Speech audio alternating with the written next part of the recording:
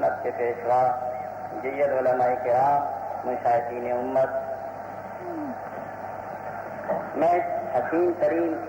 اجتماع کو دیکھ کر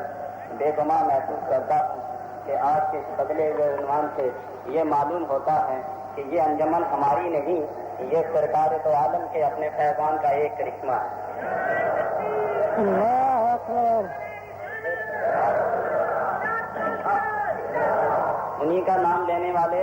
انہی کے نام سے جینے والے، انہی کے نام پہ مرنے والے، انہی کا کام کرنے والے، انہی کو سلام کرنے والے ایک مقام پہ جمع ہو گئے ہیں، اور ان کی اس اجتماعی کیفیت سے یہ اندازہ لگتا ہے کہ میرے اللہ نے آپ کو اور آپ کے قائدین کو نظام مصطفیٰ کی تکمیل کے لیے قبول فرما لیا۔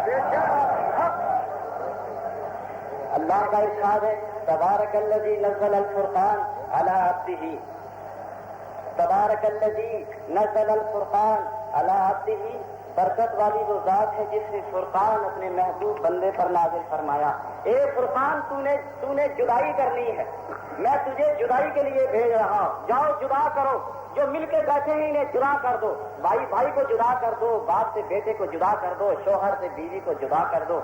اور ماں سے بیٹی کو جدا کر دو، قوم سے قوم کو جدا کر دو، قبیلے سے قبیلے کو جدا کر دو، اور ایسا جدا کرو کہ جدائی کے بعد یہ مل نہ سکیں، اس کو جدا کرو۔ ایک کافر کو مسلمان سے جدا کر دے، ایک مومن کو مشرک سے جدا کر دے، ایک مخلص کو منافق سے جدا کر دے، ایک اپنے کو بیگانے سے جدا کر دے، ایک منکر کو مقر سے جدا کر دے، اور ایسا جدا کر کہ یہ قیامت تک مل نہ سکے۔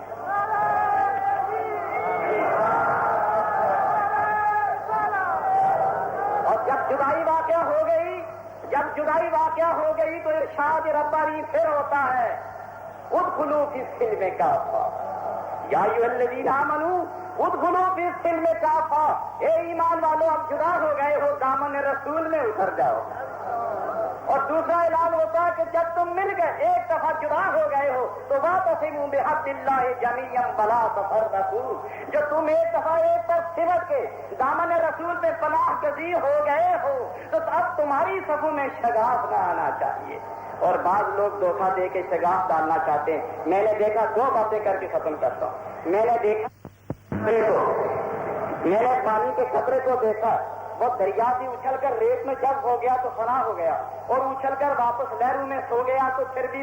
بھی فنا ہو گیا۔ میں نے دونوں حالتوں میں اس کو فنا ہوتے دیکھا، جو دریا سے نکل کر جب ہو گیا ریت میں تو فنا ہو گیا، اور اچھل کر واپس لہر میں جب ہو گیا تو پھر بھی فنا ہو گیا۔ مگر فرق اتنا بتا گیا کہ جو نکل کے باہر گیا وہ ہمیشہ کے لیے مٹ گیا، اور جو اچھل کے پھر دریا میں سو گیا وہ بقا پا گیا۔